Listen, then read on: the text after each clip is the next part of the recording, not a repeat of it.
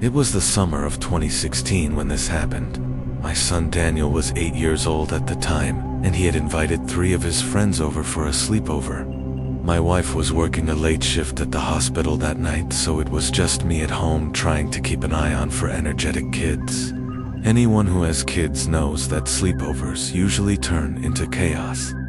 The boys were in Daniel's room at the end of the hallway, laughing loudly while playing video games and building random things with their toys.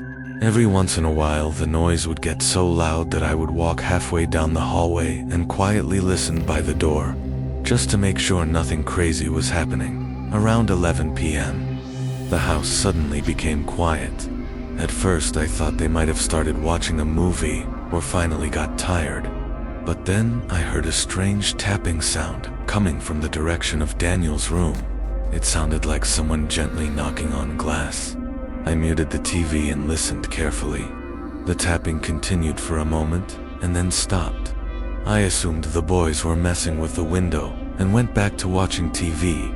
A few minutes later, everything went completely silent again, and this time, the silence felt strange. There was no laughing or talking at all.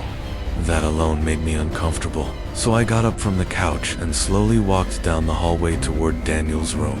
As I got closer, I could hear quiet whispering and nervous giggling coming from inside. I knocked and opened the door. The boys were sitting on the floor, surrounded by toys and blankets, but something immediately caught my attention. The window was wide open, and the curtains were moving from the cold night air. I walked over and shut the window and told them to keep it closed and try to keep the noise down a little. They all nodded quickly and looked slightly nervous, but I didn't question it and walked out of the room. I went to the kitchen to grab a glass of water, and while standing there, I noticed something strange through the kitchen window. There was a dark figure standing near the side of my house. At first I thought it might just be a shadow from the trees, but then the figure moved. My stomach dropped instantly. I rushed back down the hallway and pushed Daniel's bedroom door open again. I asked if everyone was inside the room, and the boys looked confused. I quickly counted them and realized there were only 3 kids in the room.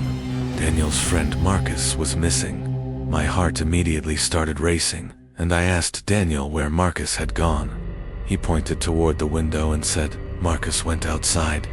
Apparently someone had been tapping on the window and whispering to them from outside. The voice told them he had a surprise for them in the backyard and asked if one of them wanted to come see it.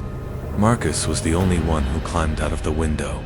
The moment I heard that, I ran straight toward the back door and rushed outside. When I stepped into the yard, I saw a man standing near the end of my driveway. Marcus was walking toward him, and next to them was a dark van with its side door slightly open. I shouted Marcus's name as loud as I could. The man quickly looked up, let go of Marcus's arm, and jumped into the van. The engine started, and the van sped away down the street before I could even get close. Marcus ran straight toward me, looking terrified. I grabbed him and brought him back inside immediately. That was the end of the sleepover. I called all the parents and explained what had happened, and within half an hour, every kid had been picked up. Later, when I asked the boys what the man had told them through the window, Daniel said the man claimed he was a neighbor who had hidden a box of toys in the backyard and told them they could come outside and find it.